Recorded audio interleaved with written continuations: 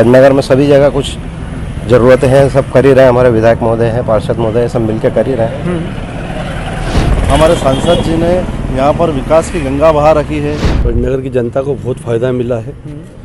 Corona काल में ambulance सुविधा उन्होंने दी है। और सांसद जी जो भी जरूरत रहे, आधी रात का फ़ोन करा तो आधी रात का तैयार रहे। मैं राठौड़ समाज से बहुत बहुत धन्यवाद देना चाहता हूं, जिनने हमें सामुदायिक भवन के लिए 5 लाख रुपए का डोनेशन दिया है। बीजेपी के राज में जो विकास हुआ मैंने और किसी पार्टी के राज में होता हुआ नहीं देखा है।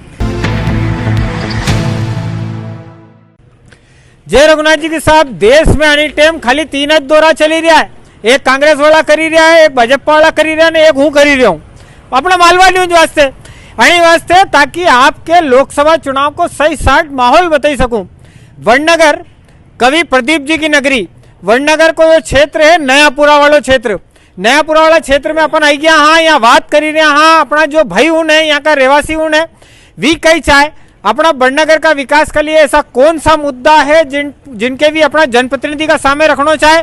इसके अलावा राजनीति का तौर पे माहौल कई कह रहे है, वी का बारे में बात करांगा आपके दास साहब। जय रघुनाथ जी की। हमारा सबको पहला सवाल ये था कि अपन जन क्षेत्र में खड़े हाँ, वडनगर को नयापुरा वाला क्षेत्र, यो जो क्षेत्र है व्यापारिक लिहाज से इनमें और कई संभावना आप देखो जिसमें राजनीतिक अपना मदद की जरूरत पड़ेगा। नहीं, यहाँ पे सब व्यवस्थाएं बढ़िया चल रही है। हाँ। कोई दिक्कत नहीं। हमारा पार्षद महोदय हैं यहाँ पर, वो सारी व्यवस्था देख रहे हैं। और व्यवसाय के हिसाब से तो वडनगर में सभी जगह कुछ ज़रूरतें हैं, सब कर ही रहे हैं। हमारे विधायक महोदय हैं, पार्षद महोदय, सब मिलकर कर ही रहे हैं। दादा साहब, वडनगर को जो माहौल है, वडनगर को माहौल राजनीतिक लिहाज से कई के वडनगर का जो राजनीतिक माहौल है, हमारे सांसद जी ने यहाँ पर विकास की गंगा बहा रखी है। और रूबरू सबसे मिलना जुलना, हर वक्त आना, ये वो सब बढ़िया काम करा है उनने। और कोरोना काल में भी सांसद जी ने बहुत समय दिया वडनगर के लिए और बहुत सारे काम करवाए।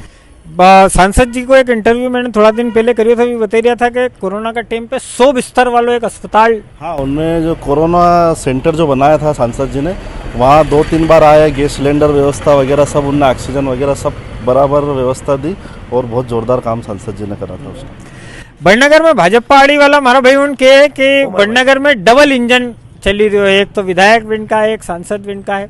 आपके लगे कि जनप्रतिनिधि जो यहाँ का है विन का लिहाज से वडनगर के कोई फायदों मिलियो, वडनगर की जनता के फायदे मिलियो? वडनगर की जनता को बहुत फ़ायदा मिला है। कोरोना काल में एम्बुलेंस सुविधा उन्होंने दी है। उसके बाद में 100 बेड का वो अपना हॉस्पिटल की शुरुआत करी थी उन्होंने। बढ़िया काम किया उन्होंने, कोरोना काल में भी बढ़िया काम करा और अभी भी वडनगरी जनता खुश है उनके काम से। दादा साहब, वडनगर में और ऐसी कौन सी चीज़ों की ज़रूरत है जिनको मतलब वडनगर का लोग उनको अधिकार है जो और उनके मिलना चाहिए, ऐसी चीज़ें? अभी तो ऐसी कोई ज़रूरत है नहीं। और सांसद जी जो भी जरूरत रहे, आधी रात का फ़ोन करा तो आधी रात का तैयार रहे। हाँ। और जब भी कोई काम पड़ी हो तुरंत आई जाए यहाँ पे। हाँ। वडनगर रोड का मामला में बहुत साल तक अपन ने देखो काफ़ी पिछड़ो हुए रहो, आप जा करके थोड़ा बहुत रोड अच्छा सही साइड होने लग गया है। रोड जब यहाँ व्यवस्थित हुआ है, 4 लेन एक बनी रही है, आपके लगे कि व्यापारिक लिहाज से इन सारी चीज़ों को वडनगर के लाभ मिलेगा? पूरे मध्य प्रदेश में वडनगर जो तहसील है, मेरा ऐसा मानना है कि वडनगर तहसील में के मुकाबले में पूरे प्रदेश में कहाँ रोड नहीं होगी, सबसे पहली बात। और हमारे सांसद जी ने 500 करोड़ की योजना वाला जो रोड, वो दुबले हो गए रोड के लिए। वो उन्होंने अपना लगभग 25 किलो वजन कम किया। ये उज्जैन जिला की जनता के लिए कि यहाँ पर 4 लेन की सुविधा है। दूसरी बात, हमारे सांसद जी ने इस वडनगर को बहुत कुछ दिया है। वडनगर तो ठीक है, पूरे ज़िले को दिया उनने। और एक मेरा पर्सनल निवेदन है, मैं एक भारतीय जनता पार्टी का कार्यकर्ता भी हूँ, उसके लिहाज से भी बोलना चाहता हूँ और एक जनमानस के हिसाब से भी बात करना चाहता हूँ। मेरा निवेदन है कि वडनगर का जो रेलवे स्टेशन है उसको स्मार्ट रेलवे स्टेशन बनाया जाए। सबसे पहली प्राथमिकता मैं वडनगर की जनता की ओर से ये उनके सामने रखना चाहता हूँ, ठीक है। दूसरा मेरा निवेदन एक और है कि सांसद जी को मैं राठौड़ समाज से बहुत बहुत धन्यवाद देना चाहता हूँ, जिनने हमें सामुदायिक भवन के लिए 5 लाख रुपए का डोनेशन दिया। उसके लिए मैं उनका राठौड़ समाज की ओर से आभारी हूँ। भैया आप कुछ कहना चाहिए था? मोहम्मद लियाकत।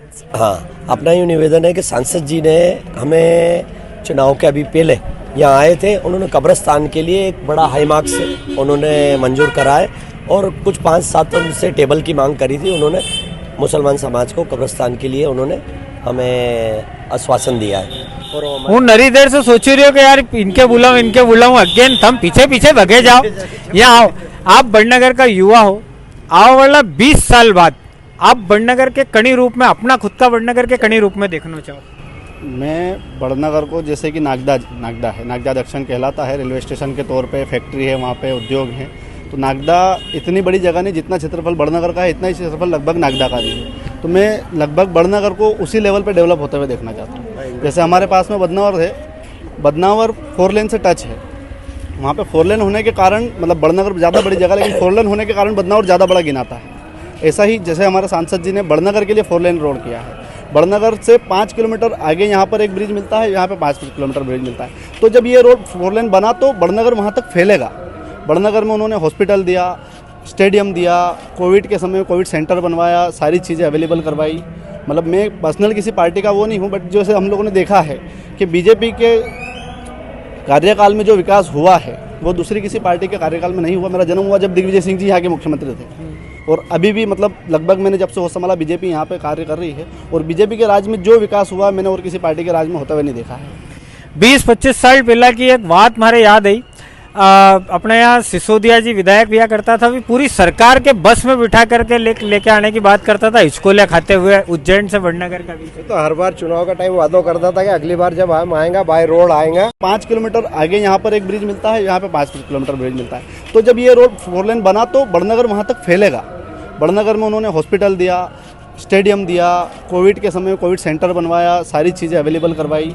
मतलब मैं पर्सनल किसी पार्टी का वो नहीं हूँ, बट जैसे हम लोगों ने देखा है कि बीजेपी के कार्यकाल में जो विकास हुआ है वो दूसरी किसी पार्टी के कार्यकाल में नहीं हुआ। मेरा जन्म हुआ जब दिग्विजय सिंह जी यहाँ के मुख्यमंत्री थे और अभी भी मतलब लगभग मैंने जब से होश संभाला बीजेपी यहाँ पे कार्य कर रही है और बीजेपी के राज में जो विकास हुआ मैंने और किसी पार्टी के राज में होता हुआ नहीं देखा है। 20-25 साल पहला की एक बात मारे याद आई। अपने यहाँ सिसोदिया जी विधायक हुआ करता था, भी पूरी सरकार के बस में बिठा करके लेके आने की बात करता था, हिचकोले खाते हुए उज्जैन से बड़नगर का भी। तो हर बार चुनाव का टाइम वादों करता था कि अगली बार जब हम आएंगे बाय रोड आएंगे। बाकी बाय रोड आवा की क्योंकि हिम्मत नहीं थी, वनी टाइम ऐसा रोड था। रोड तो ये सब अपना शिवराज मामा के टाइम बनिया है और आसपास गाँव का भी खूब रोड बनिया है और अपना सांसद महोदय बहुत यहाँ पे विकास कर रहा है। लेकिन थोड़ी बहुत इंडस्ट्री की ज़रूरत है बड़नगर के अंदर। बड़नगर इंडस्ट्री का मामला हम पीछे जैसे भैया अभी आपसे बताया तो नागदा के अंदर इंडस्ट्री वगैरह वहाँ भी बड़नगर उज्जैन जिला की तहसील है, यह भी तहसील है। यहाँ पे 250 गाँव लगे बड़नगर तहसील का अंदर। यहाँ पे भी रोजगार की ज़रूरत है। जनता ने थोड़ी इंडस्ट्री आवा की थी 1-2 वगैरह हो नहीं पाया तो कभी सांसद महोदय वो लिए कोशिश करे और कुछ इंडस्ट्री लाए। 15 किलोमीटर दूर है बदनावर, यहाँ पे 1 से 1 इंडस्ट्री लग रही है वहाँ पे। तो कुछ हमारे क्षेत्र के जनता ने भी मिलनी चाहिए इंडस्ट्री का हिसाब से। ये सांसद महोदय से निवेदन है हमारा। तो याद थी सब बड़नगर का नयापुरा का हमारा भाई उनका मन की बात। आपने इनका मन की बात सुनी, आपके कभी बात जची हुई कमेंट में जय रघुनाथ जी के लिखना बिल्कुल भी मत भूल जाओ।